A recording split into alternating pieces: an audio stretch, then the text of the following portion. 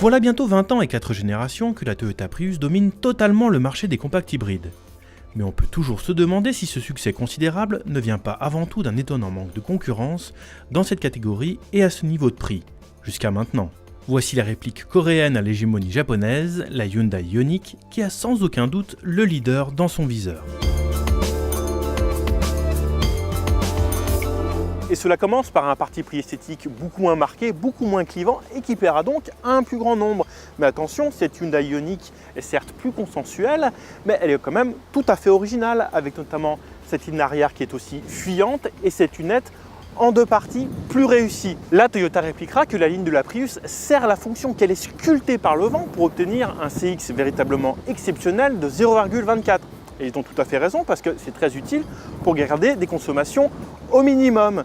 Mais le CX de cette Hyundai Ioniq est aussi de 0,24.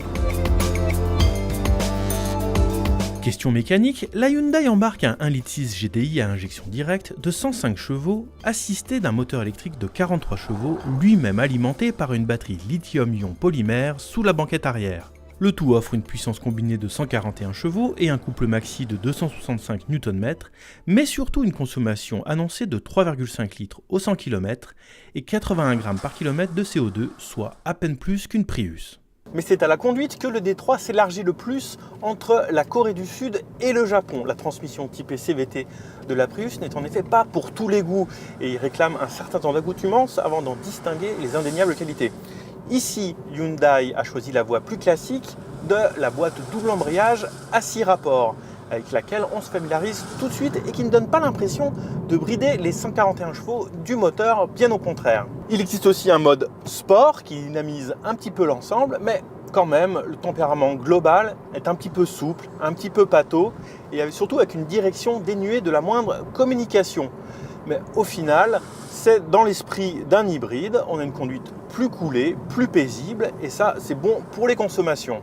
Nous avons enregistré en effet un 4,3 litres de moyenne lors de notre essai, ce qui est tout à fait flatteur. A-t-on donc avec cette Ioniq une tueuse de Prius ?